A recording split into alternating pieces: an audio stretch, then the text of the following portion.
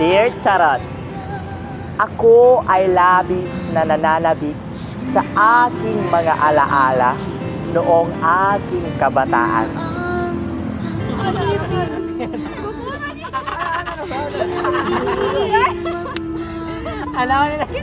Sige, one.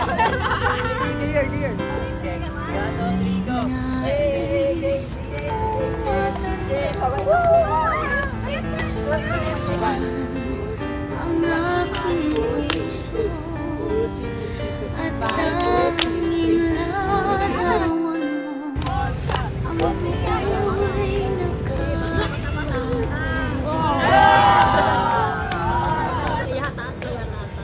Di ka kayang magbago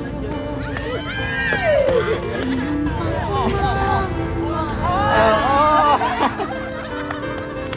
Hinding-hindi giliw ko hanggang sa libingan.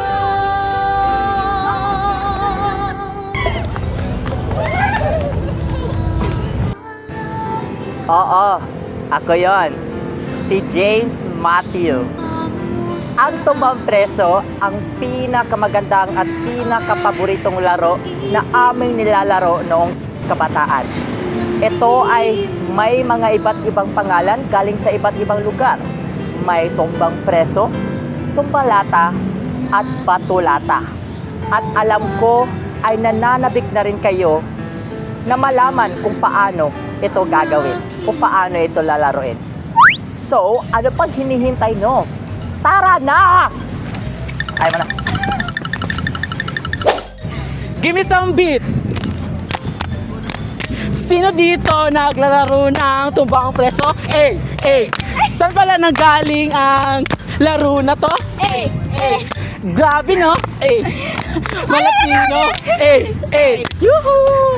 So, Tumbang Preso, it is believed that it came with our colonial experience from year 1598 to 1898. So, this game, or the traditional Filipino street game, was passed down through generations to generations due to its simplicity by only requiring cans and slippers.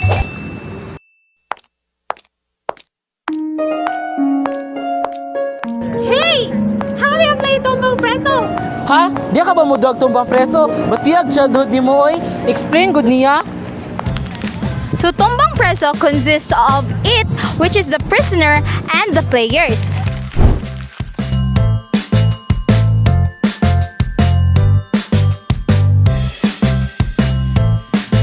First, draw a starting line and away from it, draw a small circle and put the empty can in the center. To pick the it, the players throw the pamato to the starting line while standing near the empty can. The farthest pamato from the starting line becomes the it or the prisoner. The it guards the empty can while the other players are at their home base behind the starting line. The play begins with the players attempting to hit the can and knock it down with their pamato.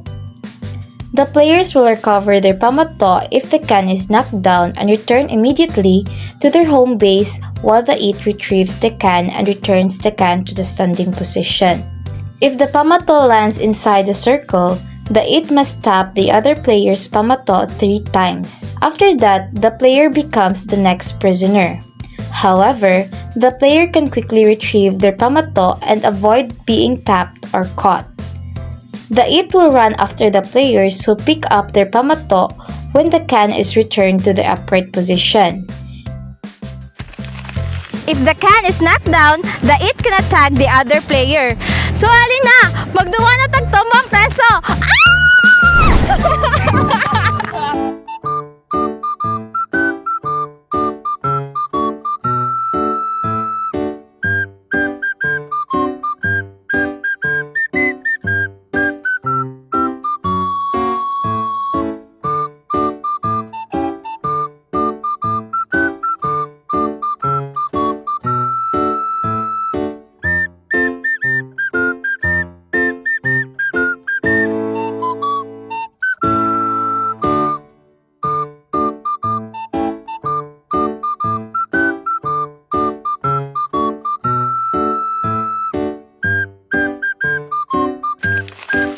To effectively promote traditional games of Tombang Preso and physical education, teachers should integrate highly engaging target and evasion games to develop key motor skills such as throwing accuracy, running, and dodging. This approach not only enhances students' physical fitness and encourages teamwork, but also serves to connect with them and highlight significant piece of Filipino cultural heritage. To preserve Tombang Preso, physical education should officially integrate it into the curriculum, dedicating specific time slots for students to learn and regularly play the game with its authentic mechanics and rules.